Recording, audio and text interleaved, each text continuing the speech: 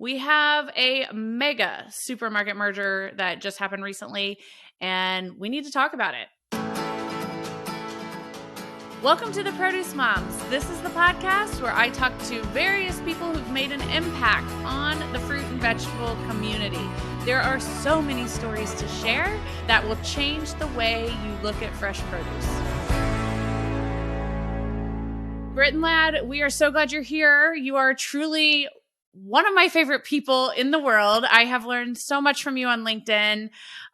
You've been on this podcast now, this is your third or fourth appearance, I think, since we've been doing this. And you definitely are a guest that I lean on whenever we got to talk about something major. And oh my goodness, this is major. So welcome back to the show, the ultimate thought leader in all things grocery retail, Brittain Ladd. Well, thank you so much. It's always fun to be on the program.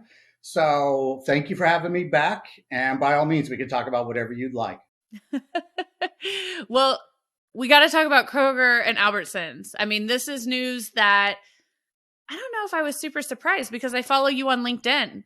So I knew that big moves were things that you've been consulting and saying, like, it's time for big, bold moves for really all grocers, but specifically Kroger. So let's talk a little bit more about, before we dive into those specifics, for the folks who haven't tuned in to our previous episodes where you've been a guest, for people who don't follow you on LinkedIn, which, side note, folks, you must follow Brittain on LinkedIn. You will learn so much.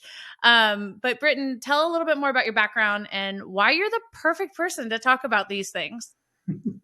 So hello, everybody. I'm Brittain Ladd. My background's very heavy in all things strategy consulting, lots of supply chain work. I've lived and worked globally. I've lived in India, lived in China, lived in Europe, lived in Saudi Arabia. And over the years, I've been able to work with companies across different industries, including the grocery industry. I'm a former executive at Amazon. I was recruited from Amazon by Kroger. And when I worked at Kroger, I outlined for them many, many things that I thought that they should do, including a partnership with Ocado or acquiring Ocado, designing store within a store strategy, but making merger and acquisition recommendations as well. And so as I've watched things from the sidelines over the last couple of years, I worked there for about a year and a half, completed many different projects for them.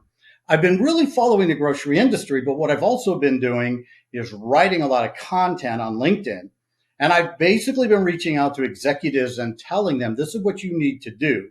And two executives, especially, or two companies I reached out to was, number one was Albertsons, Ahold Delhaize, Kroger, and a few other companies as well. So I've been staying on top of what's going on. And what I've really been trying to do is be someone who kept pushing for a merger to take place. So we can get involved as heavy as you want in this topic. Well, we're going to dive right in and talk about that. So obviously, we're not here to break the news to anyone. I mean, it's been all over everything from trade news to mass consumer media. People know that this merger is happening.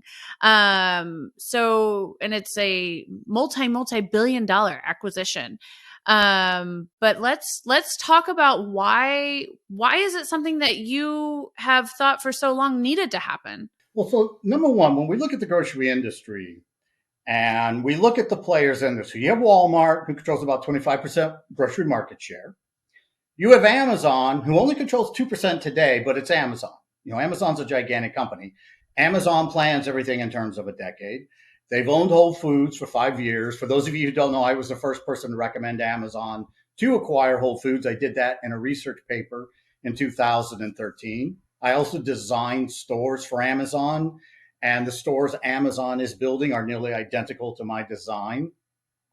And so when I went to work for Kroger and I saw just how good of a retailer Kroger is, how big they are, how capable they are, I looked across the industry and I'm like, there's really going to be a challenge for several companies to grow.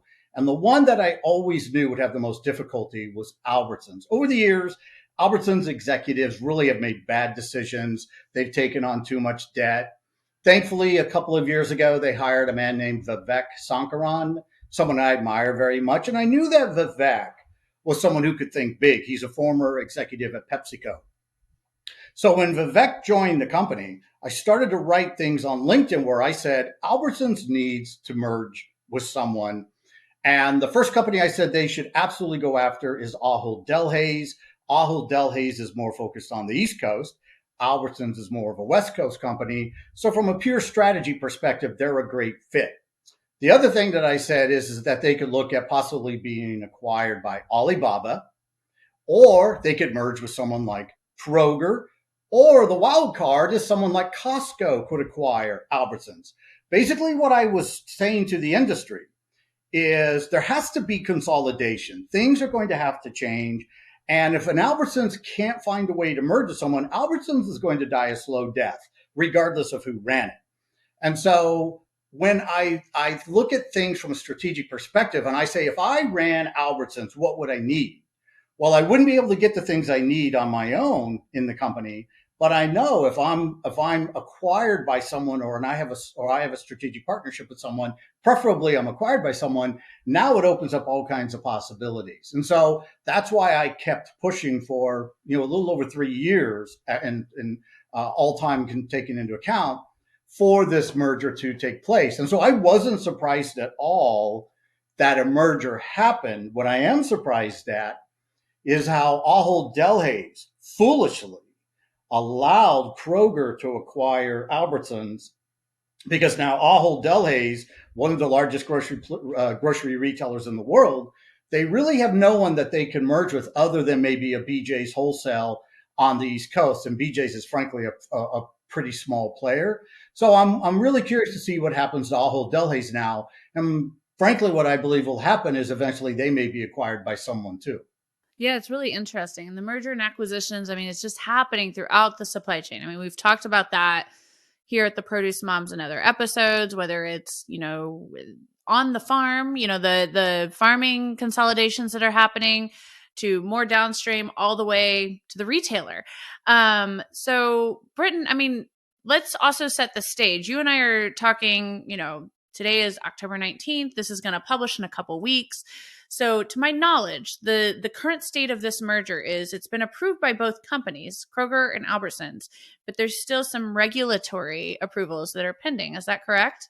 There really is. And so also one of the reasons why I wasn't necessarily always pushing Kroger acquiring Albertsons is frankly because of the regulatory concerns. So one of the things that will happen is the Federal Trade Commission, the Department of Justice, Congress, they're going to be looking at this very heavily. And what they're going to be looking for is, will this impact pricing? Will Kroger raise prices?